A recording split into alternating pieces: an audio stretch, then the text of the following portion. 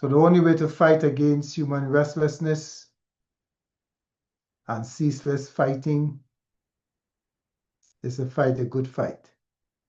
It's called faith. Fight the good fight of faith. God's truth, God's reality. Lay hold on eternal life to which you were also called. We are not helpless. The same Paul tells us,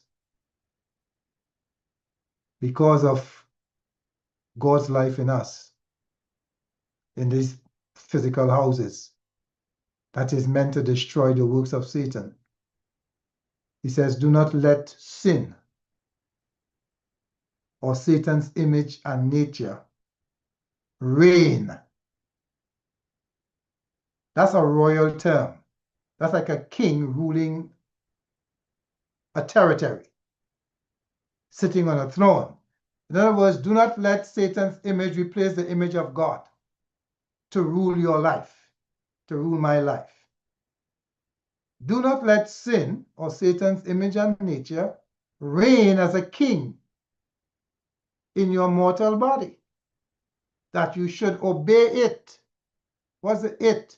Satan's nature. That is what makes people sin. Do not let Satan's nature or image rule you, but let the image of God rule you. That you obey it in its lust. The lust is already in Satan's image. The lust after other people, the lust after things, and so forth. Satan can only appeal to his lust. Sin is when lust conceives, it brings sin.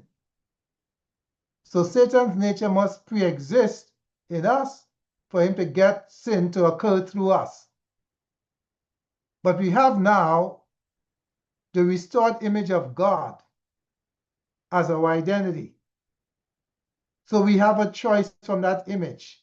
Do not let Satan's image and nature reign in your mortal body, that you should obey it, Satan's image and nature, in its lust. And do not present your members as instruments of unrighteousness to sin, to Satan's nature. In other words, do not let Satan's nature control your members. He's talking to you now as a born-again believer, to me as a born-again believer, living from the life of Jesus. Don't let Satan's nature control that.